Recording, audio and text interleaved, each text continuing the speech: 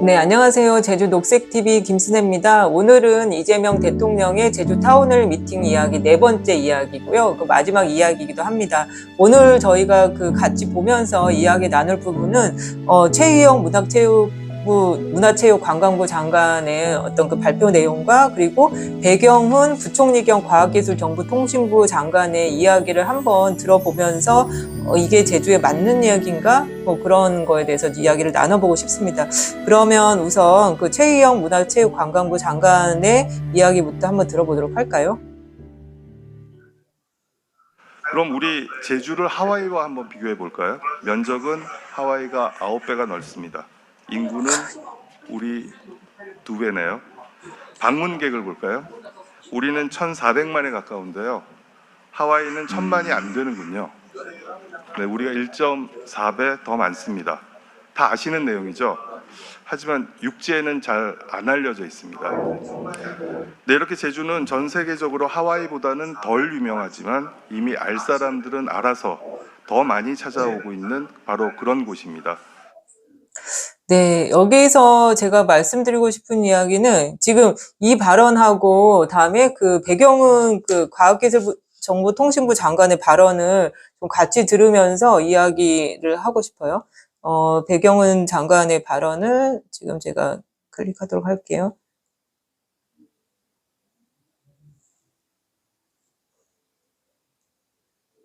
네, 세 가지 숫자가 있는데요. 1484만 명입니다. 이 숫자는 작년 한 해에 제주도에 방문한 관광객의 숫자입니다. 전국 최고 수준이긴 하지만은 사실 최근에 큰 변화가 없습니다. 문체부 장관님 좀 더 노력하셔야 되는 거 아니겠습니까? 네, 여기서 제가 좀 말씀드리고 싶은 건 뭐냐면 지금 그 최희영 문화체육관광부 장관 같은 경우는 보니까 두 분 다 공교롭게도 두 분 다 대기업 출신이시더라고요. 이 최희영 장관 같은 경우는 그 숙박 예약 시장의 국내 1위, 그러니까 야놀자 플랫폼하고 뭐 비행기 공연 티켓 분야 1위인 인터파크 뭐 트리플 세 곳이 합쳐서 출범한 국내 최대 여행 플랫폼인 놀 유니버스 공동대표였고, 그리고 배경훈 부총리 같은 경우는 LG AI 연구원장 출신. 그래서 약간 그 대기업 출신들이어서 저는 좀 공공성보다도 좀 시장성 측면이 좀 강한 분이지 않을까 생각을 하는데, 거기에서 아까 그 최희영 장관 같은 경우는 하와이와 제주를 비교를 했잖아요. 그러니까 하와이가 면적도 훨씬 넓고, 그리고 그 인구도 더 많은데, 제주는 그에 비해서 면적도 훨씬 작고 한데, 관광객 수를 보면은 하와이보다 제주도가 훨씬 많다. 그래서 이걸 되게 자랑처럼 이야기를 했고, 그리고 배경훈 과학기술정보통신부 장관 같은 경우는 제주도의 어떤 관광객 수가 1,384만 명에 정체돼 있다. 그래서 이거 노력하셔라. 이런 얘기를 하는데, 저는 이 두 분들이 도민들한테 이 관광으로 인해서 당신 삶 나아지셨습니까? 이런 질문들을 좀 던져보셨는지 한번 이야기를 좀 이렇게 여쭤보고 싶습니다. 제주도는 오버 투어리즘 지수가 전국에서 거의 최고 수준이에요. 그래서 그 2018년인가 그 국민 1,000명을 대상으로 경기연구원이 조사했는데 제주도가 오버 투어리즘 1위 로 좀 뽑혔고요. 그러니까 전문가 35명한테 좀 진단을 맡겼더니 제주도는 오버 투어리즘 현상에 대해서 굉장히 심각하다, 매우 심각하다 합쳐서 56% 정도에 좀 달하고 있습니다.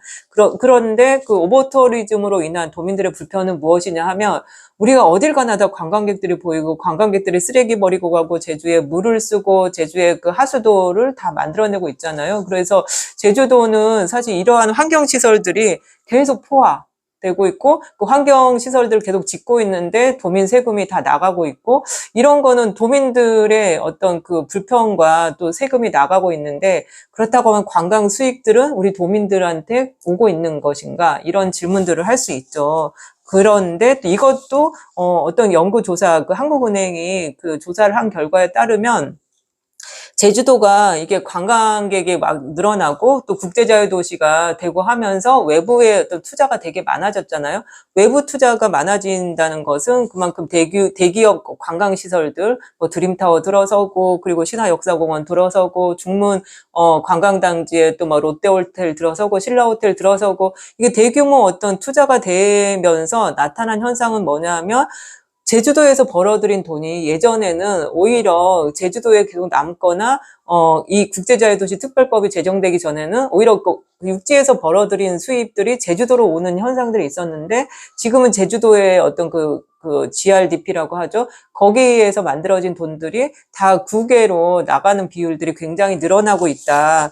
그게 수치상을 보면은 20년 동안, 그러니까 2003년 이후로 20년 동안 3조 9천억 원의 소득이 제주 밖으로 빠져나갔다라는 조사 결과가 나왔습니다. 그래서 지금은 이렇게 관광객을 확대하는 게 중요한 게 아니라 지금의 제주의 관광을 면밀하게 좀 재편하면서 이것이 그 실질적인 도민들의 어떤 삶의 질을 높이는 이런 어떤 그 관광 산업들로 만들어 나가는 게 저는 제주도와 또 문화체육관광부가 같이 좀 노력해야 되는 게 아닌가라고 생각을 하고요. 지금 제주도는 아까 오버투어리즘이 계속 된다 그러면은 또 다른 현상은 이게 주거비용, 그러니까 그 집값이 부동산이 폭등하는 거예요. 그래서 제주도는 지금 부동산 지수가 굉장히 높은 편이어서 집값도 수도권만큼 되게 높은 편이다. 그래서 제주의 청년들이 되게 고통받고 있고 소상공인들도 임대료가 너무 높아서 고통받고 있다라는 말씀을 드리고 싶습니다. 그리고 그 다음에 저는 배경훈 과학기술정보통신부 장관의 발언을 한번 같이 나누고 싶은데요. 한번 들어볼까요? 1015는 제주도의 AI 디지털 전환하기 위한 예산의 규모입니다. 2년 전에 비교해서 2배 가까이 늘었습니다. 네, 여기에서는 지금 AI 관광객 수는 정체되어 있는데 AI 예산은 제주도의 AI 예산은 2년 전에 비해서 2배 늘었다고 해요. 그런데 어디다 늘었는지 도민들은 전혀 체감을 할 수가 없어요. 그러니까 AI 예산이 늘어서 제주도에서 사실 AI 관련된 연구 기업들이 늘고 연구 인력들이 혜택을 받았는지 좀 이런 게 저는 좀 전혀 그 정보가 잘 없고요. 제주도 오히려 이런 혜택을 보려고 제주도의 주소지만 두고 실체는 없는 이런 기업들이 이 예산들을 다 가져가는 건 아닌 것인지 약간 이 예산들이 어디에 쓰였고 그러한 성과가 무엇이고 실질적으로 그런 전문 인력들이 제주 지역 학생들이 좀 이렇게 만들어지고 있는지 저는 좀 정보를 좀 공개해 주시면 좋겠다라는 생각이 듭니다. 그리고 다음 영상을 한번 보겠습니다. 앞으로 해외 우수 인재들이 자유롭게 들어오고 머물 수 있도록 글로벌 인재 허브를 만들기 위해서 제주형 비자제도, 외국인 친화 정주학 환경, 그리고 랩케이션 프로그램을 통해서 글로벌 허브에 걸맞는 환경 조성을 위해 제주와 함께 협력해 나가겠습니다. 제주가 강점을 가지고 있는 미래 산업 분야, 우주, 모빌리티, 바이오 등에서 이런 장점을 가지고 공동 연구, 산학 협력, 창업 등을 집중 지원하도록 하겠습니다. 네, 여기서 보면 우선은 제주도의 AI 인재를 이렇게 양성하겠다 이런 거 함께 하원 테크노 캠퍼스라든가 이렇게 산학연 글로벌 허브로서 제주를 만들고 그러기 위해서 비자 제도를 무비자 입국 제도를 만들겠다 이런 얘기를 하는데 저는 이 무비자 입국 제도가 예전에 국제자유도시에서 이미 한번 했던 실험의 결과인데 이게 제주도에게 도움이 될 것인지 다시 한번 좀 면밀하게 좀 질문을 던져보고 싶고요. 무비자 입국제도로서 제주도에 지금 나타나는 문제들이 뭐냐 하면, 불법 체류자가 많아지거나 아니면 범죄라든가 강력 사건이 더 증가하거나 그리고, 이 관광공해 이렇게 해서 너무 관광객들이 좀 많이 들어오면서 사실은 이 도민들이 관광 피로도가 더 높아지고 그러니까 오버투어리즘이 나타나고 있다 이런 얘기를 말씀을 좀 드리고 싶고요.